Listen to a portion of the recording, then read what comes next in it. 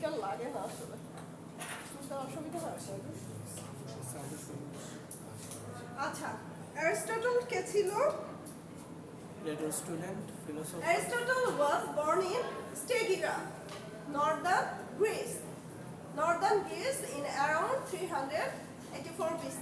Aristotle is regarded as the world's first true scientist. ঠিক আছে? তো অ্যারিস্টটল কে ওয়ার্ল্ডের প্রথম ট্রু সায়েন্টিস্ট কেন বলা হয়? কারণ biology, ethics, logic, physics, politics, and a variety of other areas are all covered in his work. Achha. And his work includes some of the first systematic forms of Western philosophy. Western philosophy te Aristotle সর্বপ্রথম কি নিয়ে আসে? Systematic ফর্মসটা নিয়ে আসে western philosophy থেকে Aristotle. আচ্ছা, এখন আসি অ্যারিস্টটলের বাবা কে ছিলেন, মানে আমরা অ্যারিস্টটলের বায়োগ্রাফিটা নিয়ে আলোচনা করছি, ঠিক আছে? Nicomacheus, the royal physician,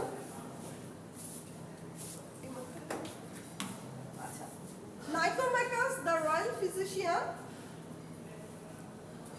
in Macedonia under King Amyntas III, was Aristotle's father.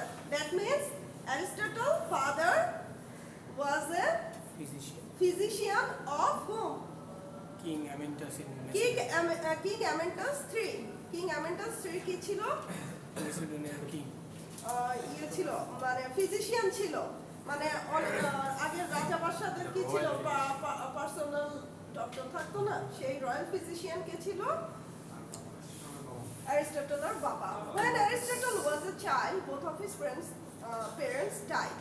মানে Aristotle didn't have fortunate childhood. মানে তার একটা ভালো ইয়ে ছিল না, শৈশব ছিল না। কারণ কি? When Aristotle was a child, both of his parents died. His older sister and her spouse looked after him. তার বড় বোন এবং তার হাজবেন্ড অ্যারিস্টটলকে কি দেখাশোনা করত। Like his father, he studied medicine during his early education. In his early education, he studied medicine like his father. Aristotle was sent to Athens to pursue higher education when he was 17 years old. যখন সে 17 years old ছিল, he was sent to Athens to pursue higher education. Aristotle enrolled in Plato's Academy. কোথায় পড়তে যায়? Plato's Academy তে পড়তে যায়, and later became a teacher of this academy. Aristotle he stayed at the academy for a total of 20 years. সেখানে 20 years সে spend করেছিল। আচ্ছা, এখানে অ্যারিস্টটলের বায়োগ্রাফিটা খুব শর্ট করে দেয়া আছে, হ্যাঁ, খুব সংক্ষেপে দেয়া আছে। আপনারা চাইলে এটাকে একটু এক্সটেন্ড করবেন, হ্যাঁ, একটু বড় করবেন। যদি এরকম কোনো কোয়েশ্চেন আছে, right about a short description of Aristotle, যদি এরকম কোনো কোয়েশ্চেন আসে, তাহলে এতটুকু না দিয়ে এটাকে আরেকটু বাড়াতে পারেন। একবার বায়োগ্রাফি ম্যাম, এটা তো খুবই ঝামেলার একটা কোশ্চেন আছে। বায়োগ্রাফি ঝামেলার কোয়েশ্চেন মানে অ্যারিস্টটল সম্বন্ধে জানতে হবে না, ফিলোসফার ছিল। বেশি লেখাটা তো আস্তে আস্তে জানবে, একেবারে শুরুতে এতটুকু। এটাই কি আপনাদের কাছে খুব সুইটেবল মনে হচ্ছে? এতটুকুই? এটাও বেশি মনে হচ্ছে না, লাইনের সংখ্যা খুবই কম, মানে ডিভাইড করা আছে, লাইন বাই লাইন পয়েন্ট দেওয়া আছে, তো এর জন্য মনে হচ্ছে বায়োগ্রাফিটা। আচ্ছা, তো ঠিক আছে, এখন ভার্চু এথিক্স কি জিনিস? নরমালি ভার্চু বলতে আমরা কি বুঝি? ভার্চু কি? What do you mean by virtue? Proper Moral. Proper মিনিংটা আসছে behaviour. Virtue is a behavior of high moral standards. Virtue বলতে নরমালি গুড কোয়ালিটি কে বোঝায়, ঠিক আছে? It is the general quality of goodness in a person. It is the general quality of goodness in a person. একজন মানুষের যত ভালো গুণাবলী আছে সেটাই হচ্ছে ভার্চু, ঠিক আছে? এক্সাম্পল, আচ্ছা, virtue of patience.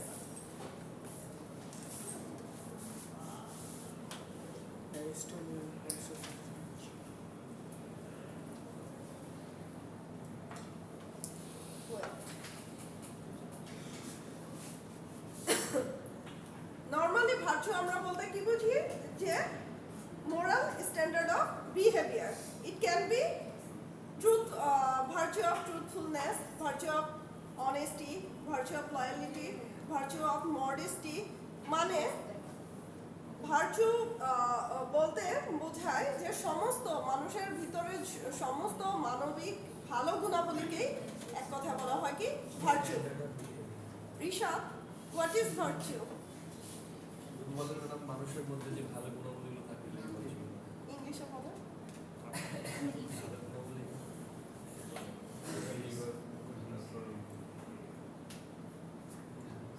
Good quality of a person. Okay. It is the general quality of goodness in a person. Example, আচ্ছা যেগুলো বললাম virtue of patience, truthfulness, courage, loyalty, modesty. আচ্ছা, virtue theory is all about character. It emphasizes on being good people. আচ্ছা, virtue বলতে কিন্তু virtue কিন্তু এটা মিন করে না, virtue doesn't mean that what to do, what not to do. Virtue doesn't mean that. Virtue আমাদের virtue আসলে কি হচ্ছে, it's all about good character. ঠিক আছে, কি করা উচিত কি করা উচিত না এটা কিন্তু virtue বলে দিবে না।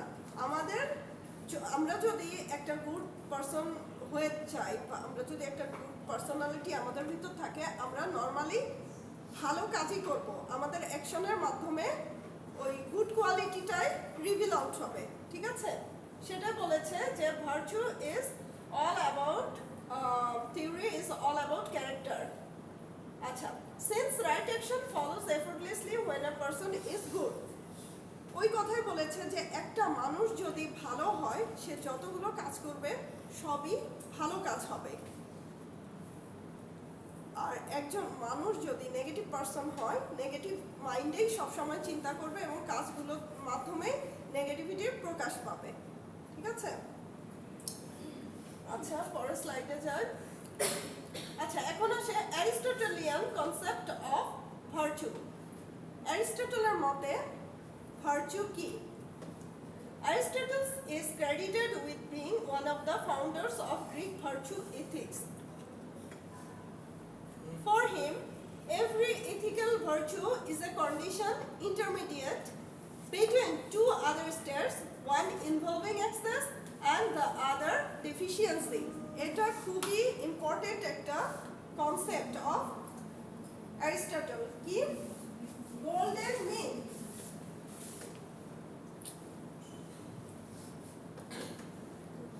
গোল্ডেন মিন। অ্যারিস্টটল ভার্চুকে একটা কন্ডিশনের সাথে তুলনা করেছে। Aristotle compared the virtue with a condition. ঠিক আছে, একটা কন্ডিশনের সাথে। এখানে কি বলেছে? For him, every ethical virtue is a condition intermediate between two other states. Intermediate between two other states বলতে কি? Intermediate বলতে আমরা কি বুঝি? What is the meaning of intermediate? মধ্যবর্তী কিছু। হ্যাঁ, মধ্যবর্তী। Intermediate। তো অ্যারিস্টটল কি বলেছে যে ইথিক্যাল ভার্চুকে অ্যারিস্টটল কিসের সাথে তুলনা করেছে? একটা কন্ডিশনের সাথে তুলনা করেছে। কন্ডিশনটা কি? Intermediate between to other state. ঠিক আছে, intermediate between to other state. সেই স্টেটগুলো কি কি? একটা হচ্ছে one is involving excess and the other one is deficiency. এখন বুঝতে হবে যে involving excess and deficiency কি জিনিস। এই দুটোর মধ্যে অ্যারিস্টটল বলেছে কি যে intermediate between two states deficiency. Involving excess and deficiency ভিতরে অ্যারিস্টটল মধ্যবর্তী অবস্থান করতে বলেছে, মিডল পয়েন্টে থাকতে বলেছে। হ্যাঁ, এক্সাম্পল দিয়ে বুঝিয়ে দিচ্ছি। Involving access,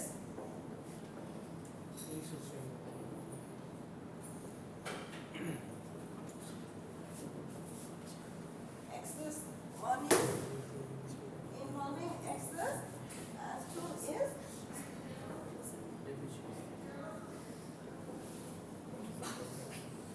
okay.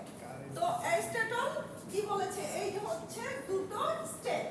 হ্যাঁ, এই দুই স্টেটের মধ্যে অ্যারিস্টটল বলেছে আমাদেরকে মিড পয়েন্টে থাকতে হবে। ম্যাম মিড পয়েন্টটা কি হইতে পারে? ইন্টারমিডিয়েট লেভেলে থাকতে হবে। আসছে এখন এক্সাম্পলে আসি। ইনভলভিং এক্সেস বলতে মানুষের বিহেভিয়ার নিয়ে তো কথা বলা হচ্ছে। ইনভলভিং এক্সেস বলতে আমরা ধরলাম রেকলেসনেস, রেকলেসনেস। ওকে, হতে পারে একটা মানুষের ভিতর রেকলেসনেস থাকতে পারে। রেকলেসনেস মানে ওভার কনফিডেন্স, ওভার কনফিডেন্ট, রেকলেসনেস। একটা মানুষের বৈশিষ্ট্য হতে পারে বেপরোয়া। ঠিক আরেকটা মানুষের বৈশিষ্ট্য কি হতে পারে? রেকলেসনেসের বিপরীত ডেফিসিয়েন্সি। এটা বলেছে কি ইনভলভিং এক্সেসটাকে বলেছে রেকলেসনেস, আর ডেফিসিয়েন্সিটা হচ্ছে কি কাওয়ার্ডিস। একটা কাজে একটা মানুষ বেপরোয়া ভাবে করতে যাচ্ছে, এত বেশি অ্যাটেনটিভ, এত বেশি অ্যাক্টিভ। আবার একই মানুষ মানে তার অপোজিট আরেকটা মানুষ কি করতে পারে? কাওয়ার্ডিস, বসে থাকতে পারে, সেটাকে গুরুত্ব দিতে পারে না, সেটাকে বলেছে ডেফিসিয়েন্সি। তো অ্যারিস্টটল বলেছে যে আমাদের we should not be coward or we should not be reckless. মাঝামাঝি, আমাদেরকে মাঝামাঝি থাকতে হবে। এই মাঝামাঝি জিনিসটা কি? Intermediate, courageous. হ্যাঁ, এটা হচ্ছে মিড পয়েন্ট, ইন্টারমিডিয়েট লেভেল। ঠিক আছে, এটা হচ্ছে মিড পয়েন্ট।